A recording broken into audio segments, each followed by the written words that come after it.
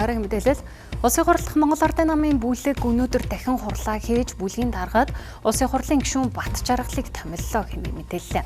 За тэгвэл бүлгийн дарга Бат Эрдэнэ болон хуралдаа оролцоогүй гишүүд өчигдрийн хурлыг дөрмийн бус хууль зөрчсөн гэж үзэж байна. За энэхүү Улсын хурлах Монгол Ардын намын бүлэг хоёр хэсэгт хуваагдаж байр суурийн зөрчил ил болж байгаа нь парламент дахь олонхын нэгдэл шийдвэр гаргах үйл явцад тодорхойгүй байдал үүсгэж байгаа юм. За энэ талаарх мэдээллийг сэтгүүлч Мөнхтул таймлаг өргөнө. Зарим төргий. За тэгэхээр өчигдөр орой Монгол Ардын намын бүлэг хуралдаж бүлгийн даргаар ажиллаж байсан Бат Эрдэнэийг өргөхт ажилласан чөлөөлөх шийдвэрийг олонхоор гаргалаа гэдэг ийм мэдээлэл хийсэн. За ингээд улсыг хурлдах Монгол Ардын намын бүлгийн дараагийн хурал зарлагдах юм хүртэл бүлгийн дэд дарга улсыг хурлын гишүүн Отгон Баярыг төр даргалахаар томилоод байсан. За тэгвэл өнөөдөр өглөө 12 цагт төр улсыг хурлдах Монгол Ардын намын бүлгийн даргаар томилогдод байсан Отгон Баяр хуралдааныг хуралдуулж за бүлгийн шин даргаар улсыг хурлын гишүүн Бат Жаргалыг томилсон ийм мэдээллийг олон нийтэд танилцууллаа. За гэхдээ өчигдөр болон өнөөдөр энэ хуралдаж байгаа энэ процессыг аль аль нь албачих уу, алинд нийтэх вэ гэдэг ийм олон нийтийн эргэлзээ үүсээд байна. За учир нь өчигдрийн улсыг хурлдах Монгол Ардын намын бүлгийн хуралдаанд оролцоогүй гишүүд энэ хурлыг хүчин төгөлдөр бус хөчтөрж хийсэн ийм хуралдаанд дөрмийн бус болсон гэдэг ийм тайлбар өгч байгаа. За түнчлэн улсын хурлын гишүүн улсын хурлдах Монгол Ардын намын бүлгийн даргаар томилогдсон ажиллаж байсан Бат Эрдэнэний хувьд за энэ хуралдааныг бас хууль бусаа гэдэг ийм байр суурийг илэрхийлж байгаа юм. Хууль бус ийм хуралдаан болж байгаа. Өөрөөр хэлбэл хуралдааныг за яг мэдээд гишүүд маань бол өөрсдийнхээ эрхийн дагуу буюу дөрмөд заасныхаа дагуу нийт гишүүдийн олонх нь хэрвээ хуралдаан хуралдуулах гэж хүсэл гаргасан бол хуралдаж болно. Нэг. Гэхдээ хуралдааныг бүлгийн дарга тоглож бүлгийн дарга зохион байгуулж байгаа. Тэгэхээр энэ хуралдааныг бол урд нь тэр дээр зарласан байсан хуралдааныг урьдчилаад өөрсдөө зохион байгуулж хуралдаанд зарласан байна лээ. Өөрөөр хэлбэл дөрмийн бус ийм хуралдааныг зохион байгуулсан гэж үзэж байна. Би ясаар бол надад бол ямар нэгэн заараа бол ирээгүй. Буцаад улсын хурлын гишүүд ч гэсэн ирээгүй юм байна лээ. За бүлгийн хурлыг бол би дөрмийн болон хуулийн бусл гэж л харсан. Тэгээ улсын хурлдах Монгол Ардын намын бүлэг хурлаа хуралдуулахдаа бүлгийн дарга нь товоо зарлаад бүлгийн ажлын албаны хуралдааны бэлтгэлээ хангаад хуралддаг. Тэгээ өчигдөр бол бас тодорхой бүлгийн гишүүд манаас бүлгийн даргатаа бүлгээ хуралдуулах шаардлагыг хөргүүлсэн юм байна лээ. Тэр дагуу өнөөдөр ингээд бүлэг бол 12 цагаас албан ёсоор өчигдөр үдээс өмнө бид нар цаараа ирсэн. Тэгээ тэр өнөөдрийн хурал нь бол албан ёсны хурал болох юм байна гэж харж байгаа. Бүлэг гэдэг чинь бүлэг واخгүй юу? Тий. Гишүүд болохоос ш дарга биш шүү дээ. Тэгээ өнөөдрийнхөө яхаараа даргын зөвхөн тааллын тавьсан өдрөө нь хуралдсан. Бид чинь сүүлийн 3 хуралж чадсгүй шүү дээ. Өнөөдрийн төсөвтэй холбоотой асуудлуудаа ширж чадахгүй, багш эмчтрийн асуудлаа ширж чадахгүй, засагтай холбоотой асуудал орж ирдэг ярьдаггүй юм байж болохгүй шүү дээ. Өнөөдрийн 12-ын хуралд оролцсон юм. Орно. За өчтөр бол Монгол Ардын намын бүлэг хуралдаагүй. Энийг би албан ёсоор хэлье. Хурлыг гишүүдэд зар хүргэж өгөх ёстой. Биднэрт ямар ч зар ирээгүй. За дөрмийн бус бөгөөд хуульдаан байсан гэдгийг л хэлье. Өнөөдөр бол Монгол Ардын намын бүлэг Ж Бат Эрдэнэ гэдэг даргатай Монгол Ардын намын бүлэг албан ёсоор гишүүдэд зарыг нь хүргээд хилцэх асуудлаа хэлээд өнөөдөр 12 цагаас хуралдана гэж байж байна. Ингиж хүч төрж, ингиж дарангуйлж, ингиж хуйлдаж, ингиж цаг үеийн нөхцөл байдлыг аргалах гэж дүр хэсгэж жүжиг тоглохоо болох хэрэгтэй. Ямар ичдгүй юм бэ гэдэг зүйлийг л хэлмээр байна. Ягаар хууль бус байдгийн чинь 68 гишүүнтэй бүлэг маань 38 цуглараад хурлаа хийлээ. Олонх нь хурлаа хийлээ. 16 цагт хуралдыг гэдэг зараа бусад гишүүдэд өгөөгүй юм шиг. Мэдгүй тэрийг хэлсэн гэсэн шүү дээ. Бүлгийн дарга өрөөнд ороод албан ёсоор эхлээд бичих сачгаа явуулаад дараа нь биеэрээ очоод гөөгөө бүлгээ хуралдуулахгүй гэж хагаад бүлэг хуралцсны дараа зар тавьж яана лээ. Тийм учраас хууль ёсны хурал. За ийхүү улсыг хурлдах Монгол Ардын намын бүлэг буюу олонхын бүлгийн дотоод зөрчилдөөний асуудал үнэхээр хүндрэлтэй байдалд хүргэж байна. За учир нь Монгол Ардын намын дотоод энэ зөрчил олонхын бүлгийн зөрчилдөө хангалтааны байдал бол олон нийтэд аль хэдийн ил болсон. За учир нь гэх юм бол улсын хурлын дарга амар баясгалан засгийн газрын тэргүүн Монгол Улсын ерөнхий сайд Зандан Шатар нарын энэ нэвлэрлийн асуудлыг бүлэг бол өнгөрсөн хугацаанд хангалттай хийж чадаагүй учраас өнөөдрийн байдлаар одоо олонхоор аль эсвэл за хүч давуу байдалтай ийм байгаа асуудлаа шийдээд явж гинэ гэдэг ийм дүр зураг ажиглагдахаар байна. За улсын их хурал дахь олонхын бүлэг гэдэг нь бол за ер нь бол улсын их хурал дахь Монгол Ардын намын бүлэг бол улсын их хурлын бүтцийн байгууллага байдаг.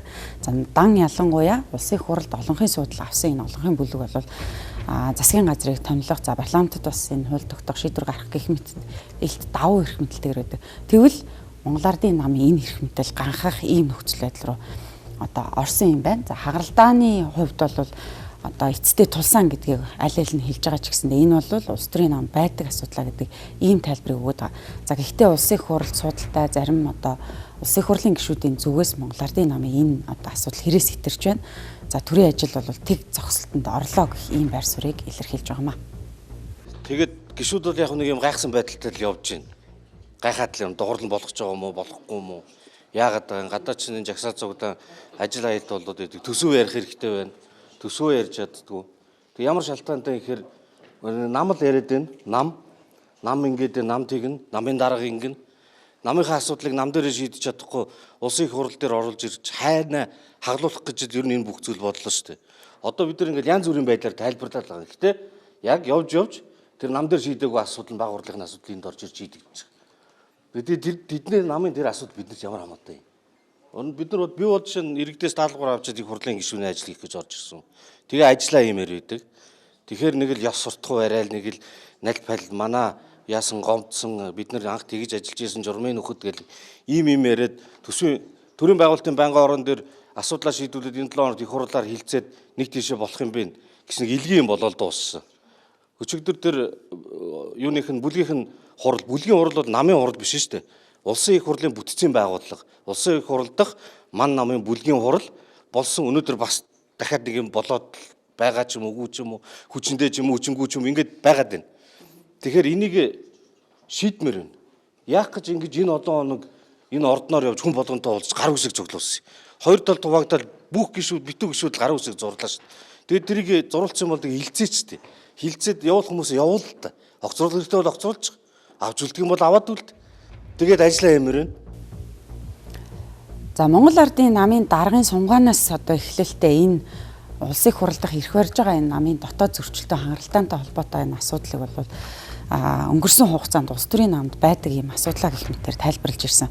За гэхдээ цагаан ордон дээр яригдах ёстой энэ асуудал бол хальж төрийн асуудал. За төрийн хямрал руу орлоо гэдэг нь бол одоо сүүлийн одоо сар гаруй хугацаанд тодорхой болж байна. За учир нь бол яг өнөөдрийн байдлаар улсын их хурал парламент дээр эх оны төсвийн төслийг хэлэлцэх ийм хилцүүлгүүд өрнөх ёстой. Гэхдээ олон нийтийн төсвээр ямар асуудлууд суугдсан бэ гэдэг энэ мэдээлэл бас тодорхойгүй байдлаар хүрч чадахгүй байна.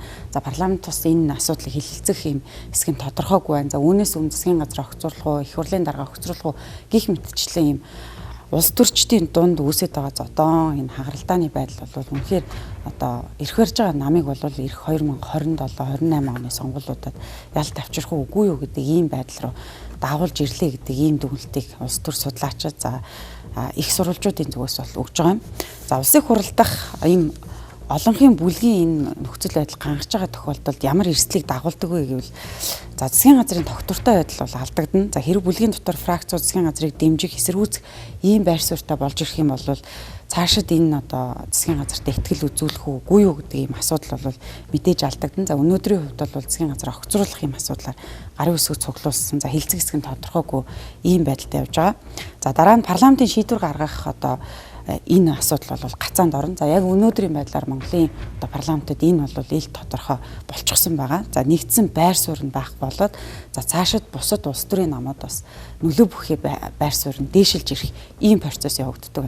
За учир нь ирэх барьж байгаа намын хувьд бол хоёр хуваагдчихаар бусад намуудын хувьд бол энэ бас давуу байдал авчирч байгаа ийм нөхцөл байдал руу үүсэж байгаа. За ингэснээр Монголын төрийн ажил бол одоо цаашид явагдахгүй ийм нөхцөл байдал үүсэж байгаамаа.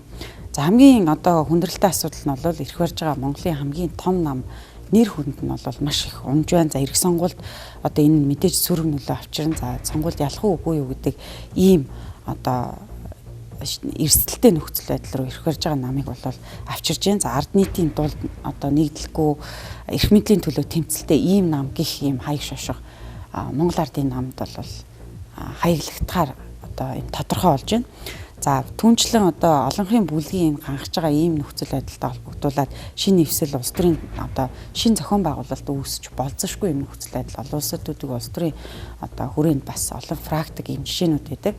За яг өнөөдрийн байдлаар Монгол Ардын намын дотоод зөрчил хагаралтааны асуудлыг бол өнгөрсөн одоо 7 жилийн өмнө болж исэн үйл явдалтай бас адилхан нэлээд гүнзгий том хагарал үүслээ гэдэг ийм мэдээлэл өгч байгаа. За маргааш бол төрийн байгуулалтын байнгын хороо одоо 10 цагт хуралдахаар товлсон. За энэ хурал бас яг гэрцийн дагуу болох уугүй юу гэдэг нь тодорхойгүй юм нөхцөл байдалтай байна. За намын дүрэн болоод за бусад хууль дүрмүүдийг бол хоёр талд гарчихсан байгаа.